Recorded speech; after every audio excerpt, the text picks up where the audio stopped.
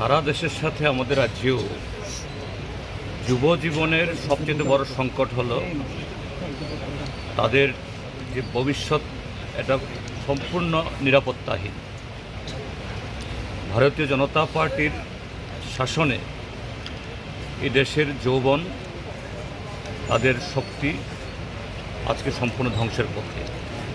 আর আমাদের রাজ্যে ভারতীয় জনতা পার্টি, ত্রিপুরামথা, আইপিএফটি মিলে এই ত্রিপুরাজ্যের যৌবনকে প্রায় বন্ধক দিয়ে দেওয়ার মতো, এবং এতে শুধু তাদের কর্মসংস্থানের সুযোগটাকেই তারা নষ্ট করে দিচ্ছে তা নয়, যে এই যৌবনকে নেশা এবং নানা ধরনের অপরাধের সাথে দিকে ঠেলে দিয়ে এটা আগামী শুধু এই বর্তমান প্রজন্ম না, আগামী বহু প্রজন্মকে ধ্বংস করার এটা গভীর চক্রান্তে ডক্টর মানিক সাহার নেতৃত্বে বর্তমান সরকার আজকে এই ধ্বংসাত্মক কাজে লিপ্ত হয়েছে।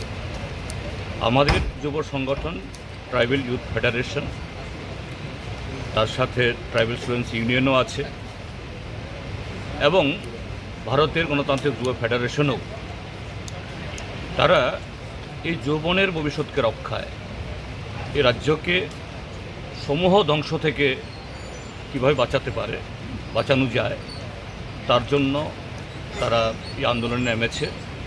তারই একটা কনভেনশন আগামী দিন সারা ত্রিপুরাজ্যে জ্বর তোলার জন্য, সারা ত্রিপুরাজ্যের সমস্ত গণতান্ত্রিক এবং সমস্ত এই রাজ্যের শান্তিপ্রিয় মানুষকে ঐক্যবদ্ধ করে কিভাবে এই ধ্বংসের হাত থেকে যৌবনকে এবং শারীরিকভাবে ত্রিপুরাকে বাঁচানো যায়, তার জন্য এই কনভেনশন আয়োজন করেছে।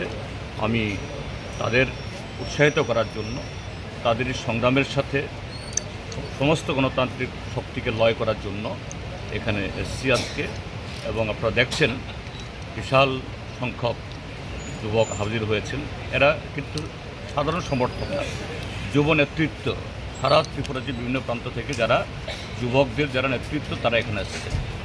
আগামী দিন সারা ত্রিপুরাজ্যে গণতান্ত্রিকভাবে এই আন্দোলনের ঢেউ তারা তুলবেন, তার লক্ষ্যেই আজকের কনভেনশন।